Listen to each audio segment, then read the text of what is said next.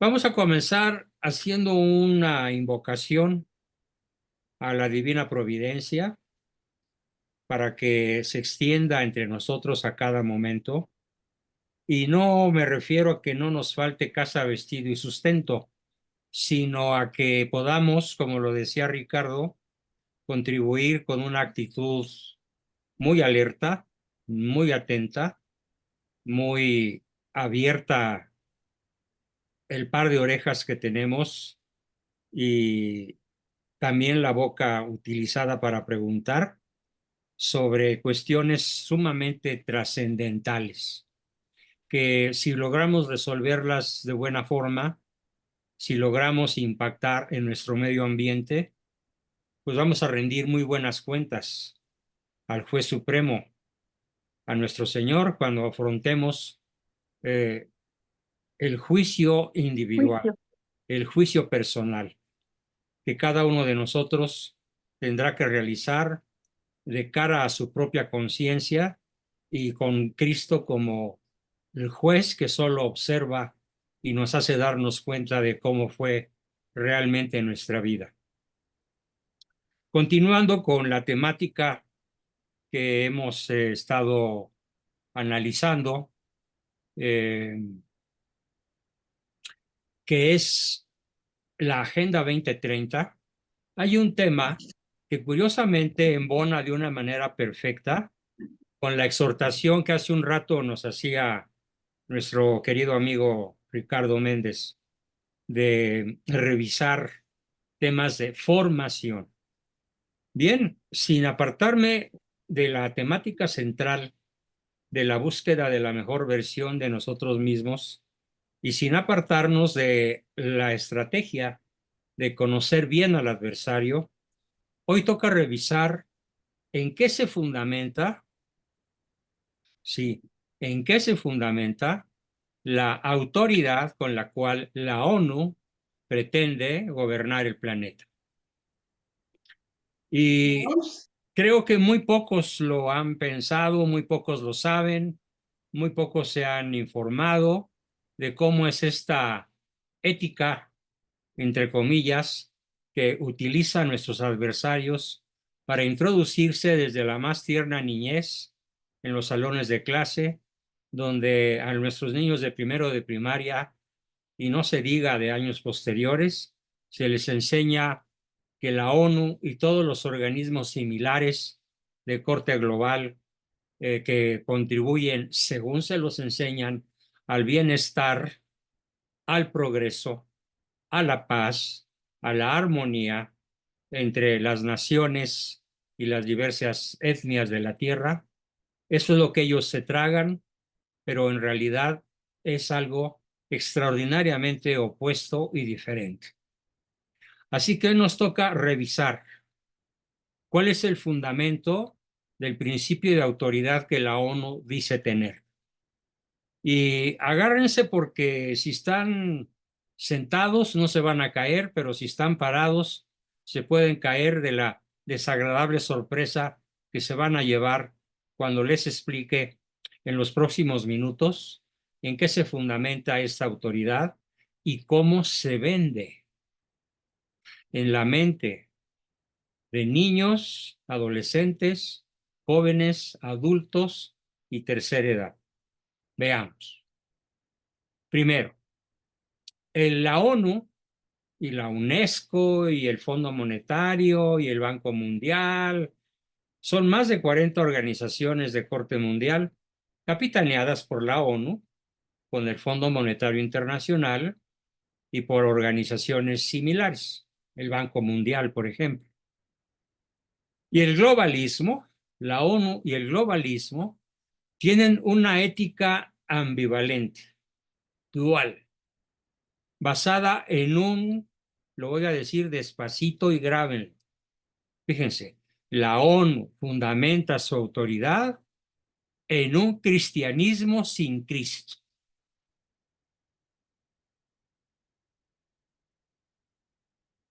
Voy a poner un ejemplo.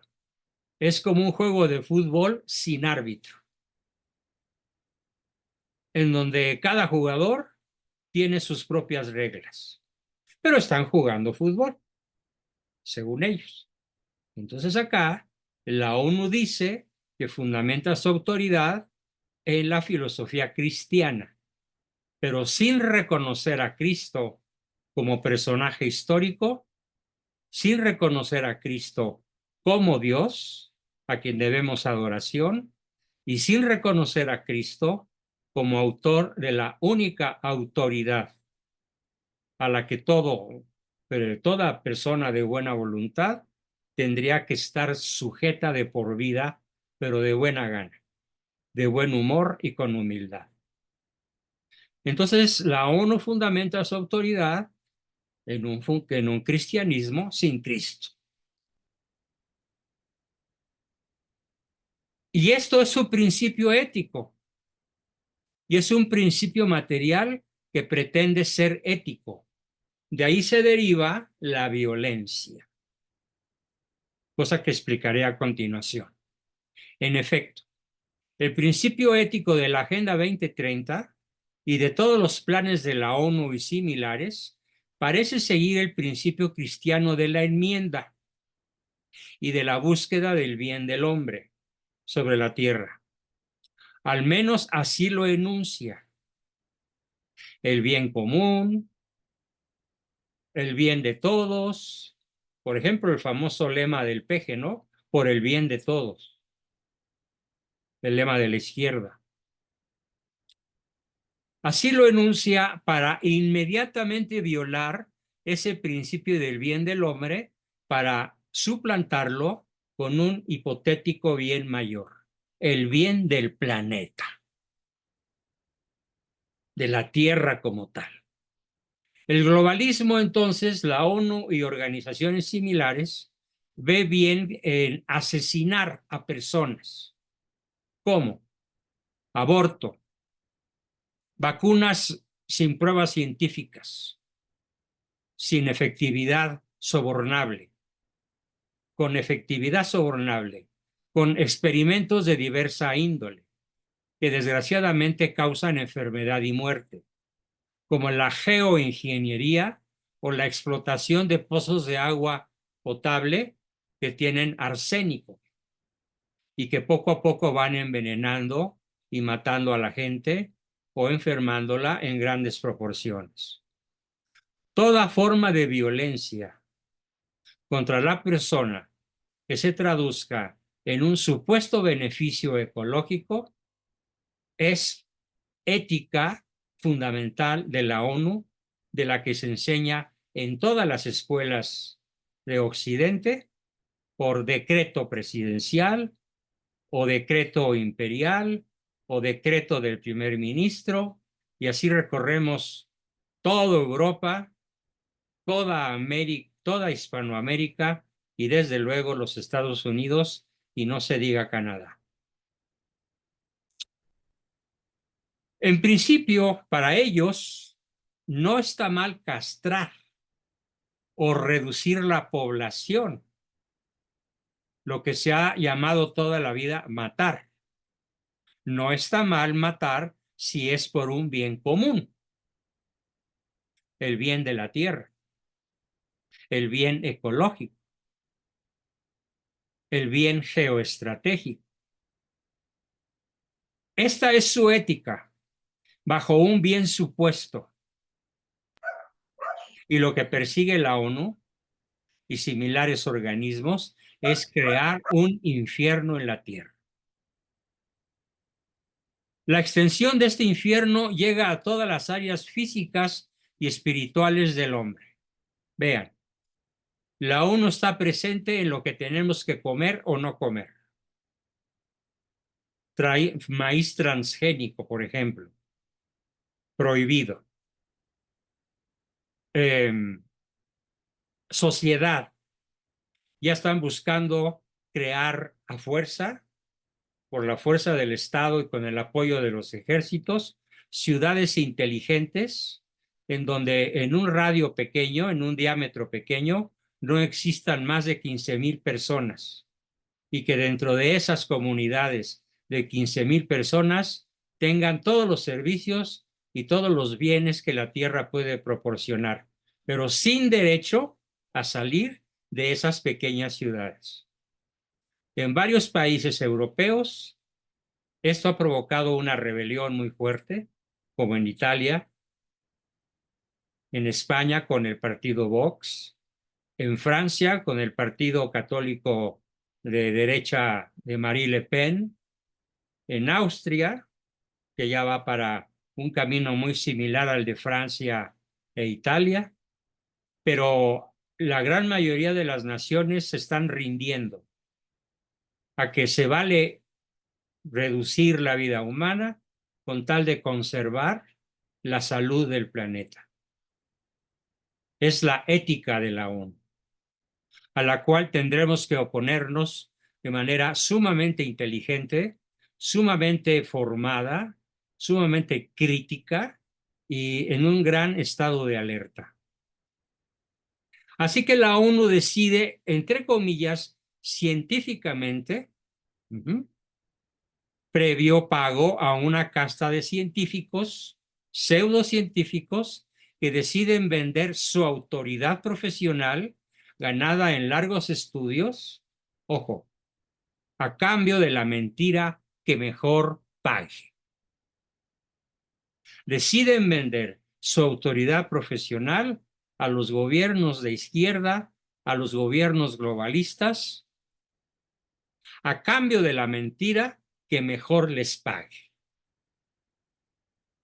Eso explica el por qué, y todo el mundo lo ha dicho, para prácticamente todo el grupo se ha quejado en las sesiones o en entrevistas individuales de que conocen personas de alto perfil académico, pero que son adoradoras del peje, o son izquierdosos, o se tragan los cuentos de Morena, o los cuentos del socialismo o del comunismo, porque la labor de la ONU ha tenido un éxito enorme desde la formación más tierna, desde la niñez de estas personas que ahora tienen una incapacidad brutal para asumir una posición crítica de aquello con lo cual se les ha indoctrinado desde muy pequeños.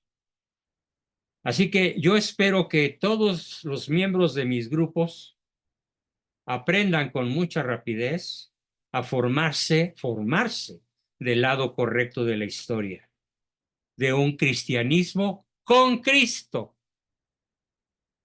de una ética que prohíbe matar personas, aunque para ello se nos vaya la vida y aunque para ello tengamos que, como lo dijo Dios cuando hizo a los seres humanos, crecer y poblad y henchid la tierra. Y ustedes son dueños de todo lo que en ella yo he creado para la humanidad. Es curioso que toda la autoridad de la ONU provenga del mundo cristiano, ¿sí? Donde se presupone que los gobernantes tienen una representación divina, una bendición divina, y por tanto cierta bondad y cristiandad en su comportamiento. Es cierto que se ha erosionado la presencia de la cristiandad y de los valores cristianos, pero se conserva esta prerrogativa de bondad sobre la autoridad. Ni qué decir tiene que la ONU no actúa con bondad, mucho menos con cristiandad, porque no puede haber cristianismo ni cristiandad sin Cristo. Pero eso sí, se maneja y se disfraza con ropajes de buenismo, de filantropía.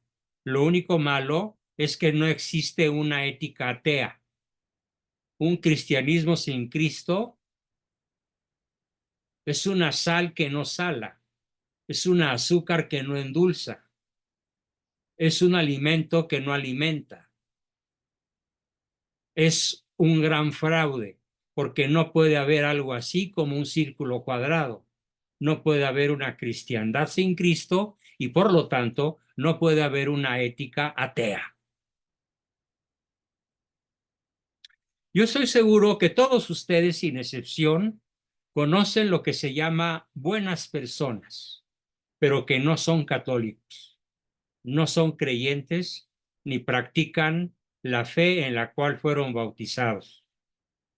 ¿Por qué? Porque ya se tragaron el cuento de la ONU, de que no se necesita una religión, no se necesita un culto, no se necesita una iglesia, no se necesitan dogmas, no se necesitan los evangelios para ser buenas personas.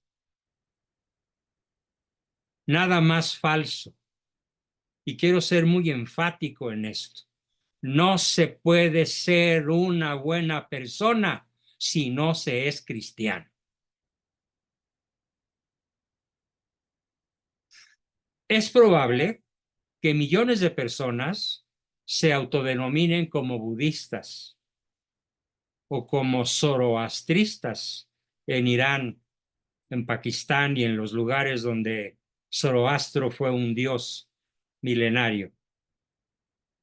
Pero hay una cosa, siguen la ley natural, siguen una conciencia recta y por lo tanto tienen lo que el catecismo de nuestra iglesia reconoce como bautismo por deseo, aun cuando no tengan el bautismo sacramental. Si ellos siguen la ley natural e ilustran su conciencia, se les puede considerar dentro del cristianismo y entonces sí son buenas personas, aun cuando no conozcan el mensaje de la revelación. Pero quiere decir que son tan buenas personas que de conocer la revelación no tendrían otra salida más que aceptarla. La ONU prepara a esas naciones, China, India, Rusia, Pakistán, Irán, prácticamente la mitad de la población global, para que aprendan a ser buenas personas sin Cristo y prepara a todo Occidente, desde luego con México a la cabeza, para que seamos buenas personas con inteligencia ecológica, con cuidado por el planeta, con cuidado por las plantas, los bosques, los frutos y todo lo que la tierra produce, los animalitos pequeños y grandes, aunque descuidemos la relación y la formación de la célula humana que es la familia. Porque la ONU es adversaria formal de la familia. Entonces, esta ética que se disfraza de buenismo, de filantropía, de ética atea, de ética internacionalista, si niega a Dios, no hay ninguna razón para actuar bien. Y eso es lo que vemos y lo que podemos esperar de la ONU. Beneficio para unos pocos, los comandantes de la ONU, y esclavitud para casi todos, con muchas mentiras y muy buena propaganda. Esta ética atea pretende fundamentarse en la bondad intrínseca del hombre, nada más que olvidan el concepto de pecado original, así como olvidan el concepto de pecado actual y olvidan absolutamente y combaten el concepto de estado de gracia. Todo eso es la ética sin Cristo, el cristianismo sin Cristo.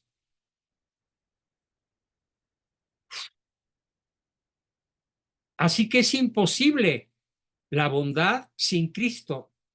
El hombre ha demostrado en innumerables ocasiones que es malvado siempre que puede. Hay una película formidable, creo que con Leonardo DiCaprio, que se llama Atrápame si puedes, que es un ladrón de bancos. Y cuando finalmente la policía logra detenerlo, inmovilizarlo y tomarlo prisionero, le preguntan, oye, ¿y por qué hiciste todo eso? ¿Cuál fue tu motivación? ¿Cuál fue tu meta? Y él contestó, No se hagan bolas. Lo hice porque pude hacerlo. Ese es el hombre actual. Ese es el hombre, el ser humano hacia el cual la ética sin Cristo nos empuja. ¿Se puede hacer? Es bueno hacerlo. Simplemente porque puedo hacerlo. Es la ética sin Cristo. ¿Por qué nosotros los cristianos, sobre todo los católicos, tenemos tantas restricciones que aparentemente a los neuróticos los ponen de mal humor, los frustran, porque no saben obedecer con placer, con gusto, con alegría, con convicción? Porque la ley natural es muy exigente. Imagínense ustedes, por poner un ejemplo muy sencillo, pero muy a la vista de la inteligencia de todos, la inmensa cantidad de condiciones que tienen que darse para que un espermatozoide logre penetrar el óvulo de una mujer y generar un nuevo ser humano. Las variables son innumerables. Por eso muchos hablan del milagro de la vida, por lo difícil que es que el óvulo llegue vivo, fuerte y capaz, después de recorrer una distancia aproximada, si fuera una persona, de alrededor de 100 kilómetros, en medio de un ambiente que puede ser ácido y que por lo tanto hace peligrar la vida de toda la manada de espermatozoides, hasta 200 millones de ellos, que pueden ser exterminados porque la madre no tiene la temperatura adecuada, porque no tiene el pH correcto, porque está de malas, porque tiene una actitud de rechazo, porque no está predispuesta favorablemente y mil y un cosas más. Eh, Así que el hombre, repito, ha demostrado que en innumerables ocasiones es malvado porque puede, sobre todo cuando no está en gracia. Así que la cadena de la bondad, entre comillas, desde el hombre hacia el exterior, es tan dogmática o más que las anticuadas, así le llaman ellos, cadenas éticas basadas en la existencia de un Dios, Padre Todopoderoso, y en la existencia de su Hijo Jesucristo y del Espíritu Santo. La otra justificación no ética que esgrime la ética globalista y la ONU es nada más y nada menos que la tradicional violencia estatal, la violencia del Estado o la violencia del Estado mundial al cual quiere conducirnos la ONU y organismos similares. Si te sublevas en el Estado mundial te mata, te lesiona, te encierra en una cárcel o es tan ético y tan profundo como un tiro en la cabeza. Pero eso sí, es plenamente global. Leía yo hoy algo aterrador que me erizó los pelos de punta. ¿De dónde proviene lo que está a punto de enterrar a México como nación, tal como la conocemos? Proviene de la ética globalista. El bulto de Palacio ha recibido de la ONU la orden de exterminar a la Suprema Corte, a los magistrados, a los jueces, a los funcionarios que imparten justicia en México y cuál es la mejor manera de exterminarlos, someterlos al proceso de elección por voto popular. Aunque ningún mexicano conozca quiénes son esos jueces y mucho menos entienda qué hacen, eso se tiene que hacer sin quitarle ni una sola coma, como lo dijo hoy la Claudia Sheinbaum, porque la tradición, porque la herencia, porque la prolongación del legado de su jefe, de su amo, de su papá, de mi ídolo, López Obrador, tiene que continuarse a fondo. Lo que me dejó aterrado es que esta instrucción no viene de Palacio, viene de la cúpula global. Y lo explican de una manera tan precisa, tan inteligente, tan bien documentada, que resulta imposible no entenderlo como es. Tema que veremos en la sesión de historia del viernes. Ahorita nada más hago mención de la enorme gravedad a lo que nos enfrentamos.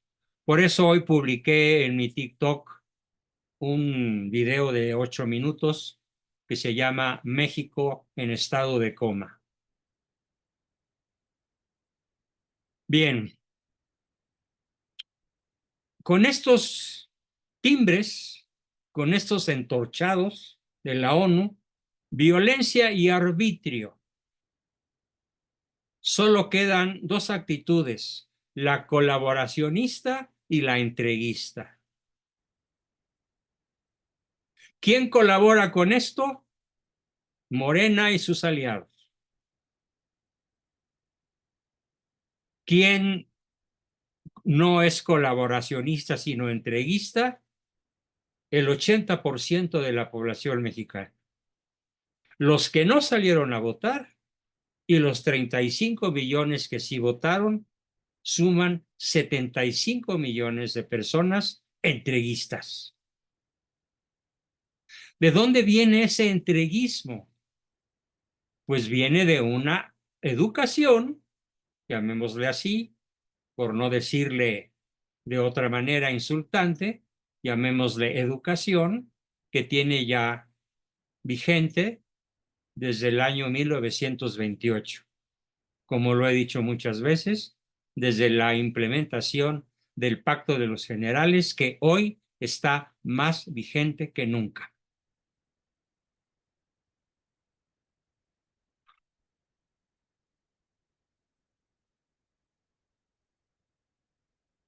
En este caso de México y de otras naciones, puede desembocar en años, en unos cuantos años más, en la muerte, incluso de los esbirros más fieles.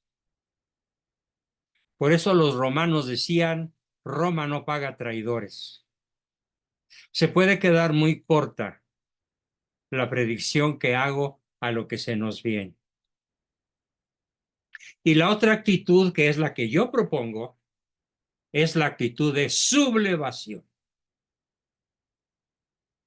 No una sublevación armada, porque ellos tienen las armas en cantidades insospechadas, pero sí una sublevación inteligente que empezará a discutirse el próximo sábado 6 de julio con cientos o miles de líderes que vamos a estar presentes en actitud de sublevación. No queremos ser entreguistas, no queremos ser colaboracionistas. ¿Cómo nos podemos sublevar? Hay que decidirlo de manera inteligente, hay que formarnos de manera profunda e integral para poder enfrentar algo que yo califico y que muchos autores calificamos con una sola palabra. Es apocalíptico, literalmente. ¿Cómo podemos contrarrestar todo esto? Bueno, pues sin Dios no podemos. Sin un catolicismo practicante, sin un catolicismo con sacramentos, sin un catolicismo con misa, sin un catolicismo con confesión, sin un catolicismo con Eucaristía, sin un catolicismo con rosario diario, lo anticipo, seremos derrotados. Y en cierta forma seremos colaboracionistas o cuando menos pasivos, pero no sublevados. Solo el católico integrista, solo el católico practicante, solo el católico culto que busca la formación integral en cuanto se da cuenta del tamaño del adversario, tiene o tenemos alguna posibilidad de supervivencia real y de poder salir victoriosos de alguna manera. ¿Cómo podemos contrarrestar la agenda?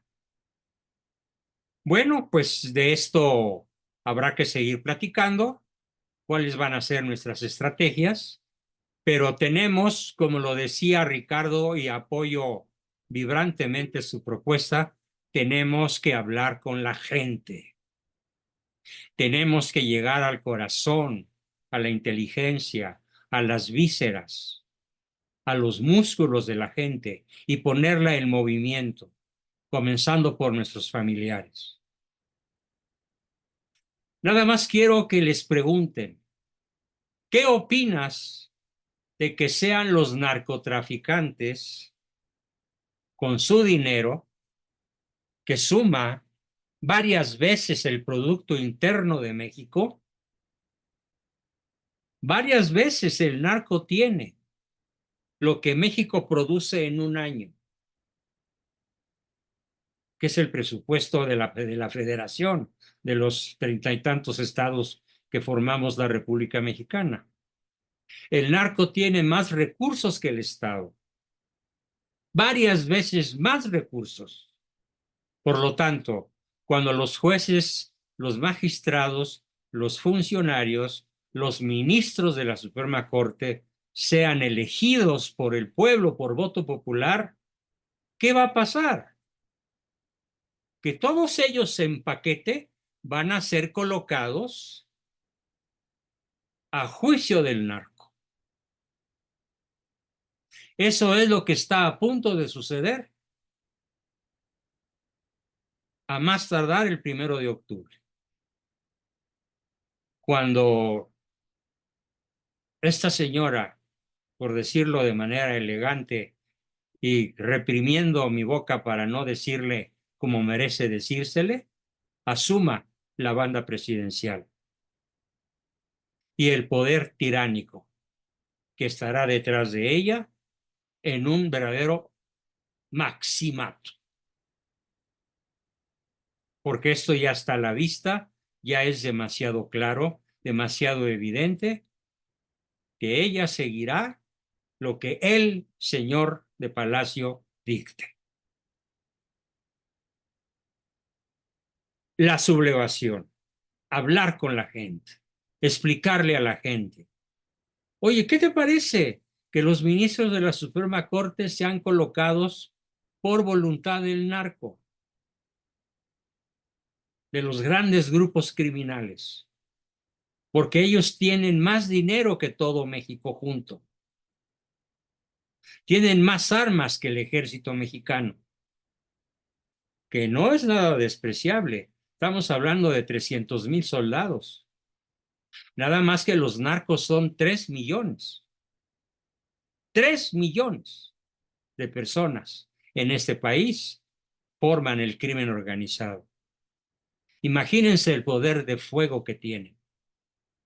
Aunque entre ellos se peleen, finalmente habrán de aliarse para asaltar el poder y darle jaque mate a México y hacer un narcoestado ya de manera oficial. Porque los magistrados, los jueces y los ministros de la Suprema Corte habrán sido colocados por ellos. Esto es lo que buscan la presidenta electa, la presidente electa y el presidente en funciones, que no se va a retirar. No, que eso no va a pasar, que estás delirando, que estás paranoico, que estás loco. Espérate, lee las noticias conforme vayan ocurriendo. Entérate del mundo real. Deja de fantasear. Solo la verdad, solo la realidad te hará libre. Conócela. Permíteme dártela a conocer. Eso es una actitud beligerante. ¿Qué quiere decir beligerante? Guerra continua. Sí, yo soy una persona beligerante. ¿De dónde viene la palabra beligerante? De la palabra latina que se traduce como estado de guerra permanente, estado de combate permanente, como debe ser la vida del cristiano. Un guerrero toda la vida. Tenemos que salir de nuestra zona de comodidad, de nuestra zona de confort y darnos cuenta que lo que está en juego no nada más es nuestro futuro, porque muchos de nosotros ya vamos de salida. Desde luego yo, a mis casi 82. Pero, ¿qué mundo les vamos a dejar a nuestros hijos? Y sobre todo, a nuestros nietos.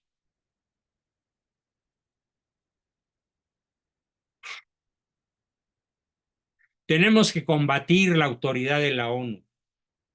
Pregúntale a uno de esos adoradores del PG, oye, ¿tú eres católico? Sí, claro. Oye, ¿tú eres al menos cristiano? Sí, claro. Bueno, ¿qué te parece un cristianismo sin Cristo? ¿Qué opinas del cristianismo sin Cristo?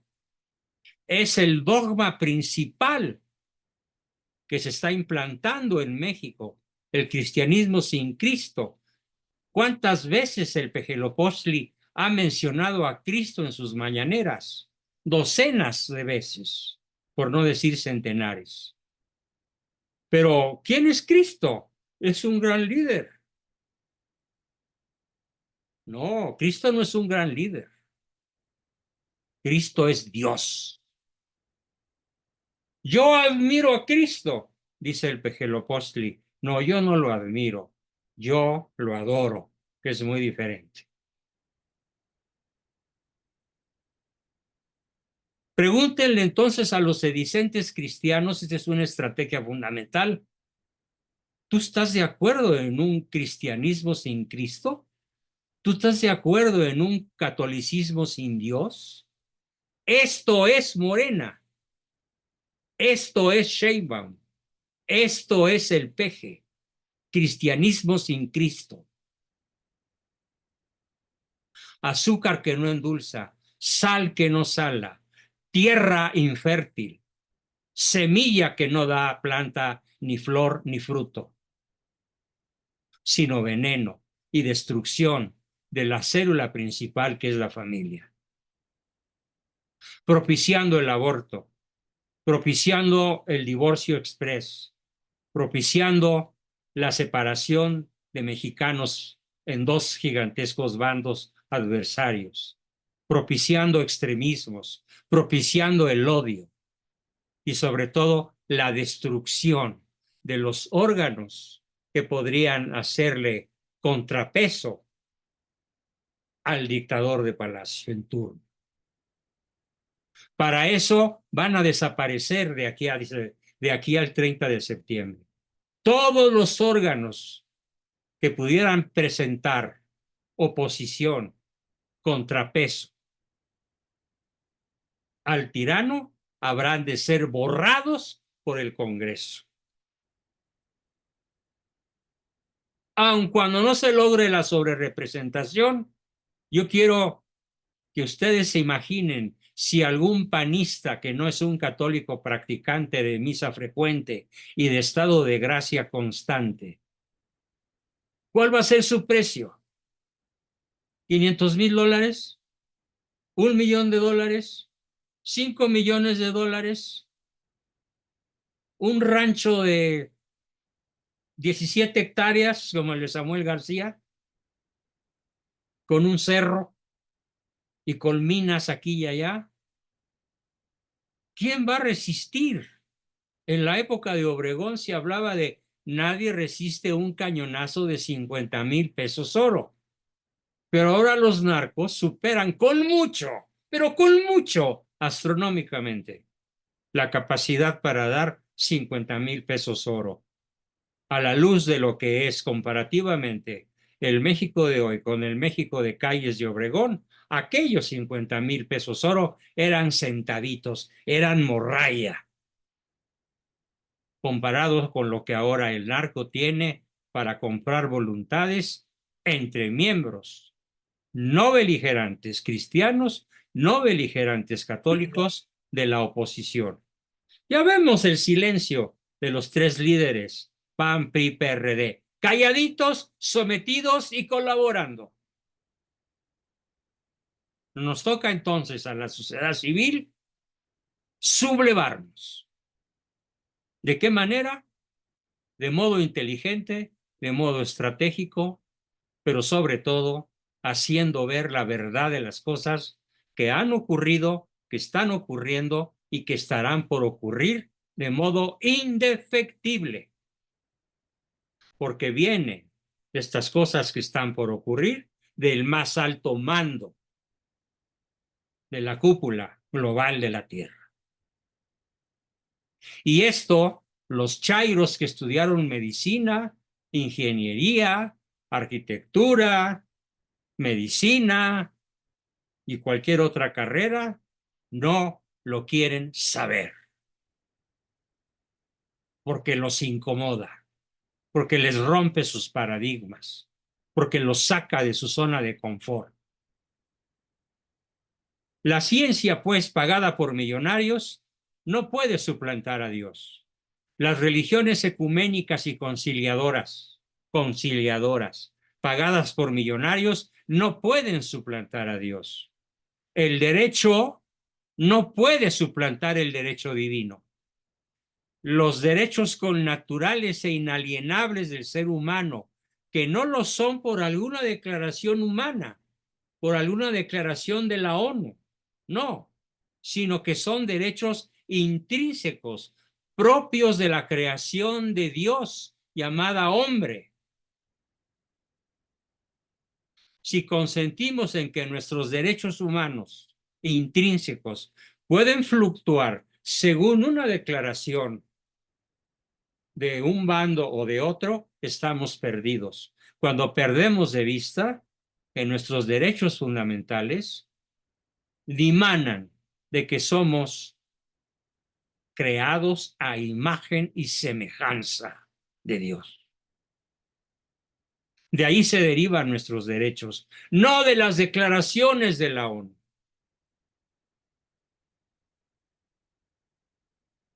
No dependemos de una moda o de otra. No dependemos de una tanda de transferencias bancarias a sesudos intelectuales y juristas incrustados en los gobiernos de la tierra, sobre todo en el nuestro, para que hagamos lo que ellos quieren, y si lo hacemos, lo que ellos quieren, habremos perdido.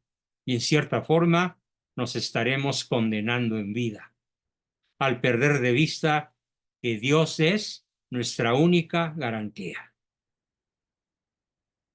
Lo único que nos puede hacer la mejor versión de nosotros mismos, lo único que nos puede hacer libres, es justamente la actitud de sublevación que tuvieron los primeros cristianos durante los primeros 3 siglos de nuestra era, antes de que Constantino el Grande convirtiera al cristianismo en religión de Estado a principios del siglo IV, y que cayó derrotado por las fuerzas del mal en la Revolución Francesa y que hoy se llama Revolución Mexicana, que yo llamo Revolución Antimexicana y que ya cumple desde 1910 a la fecha 114 años de vigencia, en los cuales ha hecho del pueblo de México un colaboracionista, una nación codependiente de las dádivas y donde quedamos unos cuantos ciudadanos capaces de sublevarnos ante un orden social creado por el mismísimo Lucifer. Con esto que he transmitido hoy, espero que su corazón arda, que su inteligencia se encienda, que su voluntad se apremie, que sus vísceras se contraigan y nos lancemos a que cada uno en su terreno natural de acción pueda ser un sublevado. a las imposiciones, en síntesis, de un cristianismo sin Cristo y de una sociedad sin Dios, de un matrimonio sin amor y sin hijos, sin perpetuidad y sin fidelidad, y de un ciudadano enfrentado únicamente a buscar su diaria supervivencia con el sudor de su frente, mientras que se le son suprimidas sus libertades y sus derechos más intrínsecos, más profundamente humanos. Bien, con eso termino mi exposición de hoy y los lanzamos como siempre a sus comentarios, preguntas, dudas y desde luego aportaciones. ¿Quién quiere comenzar? Espérenme tantito, voy a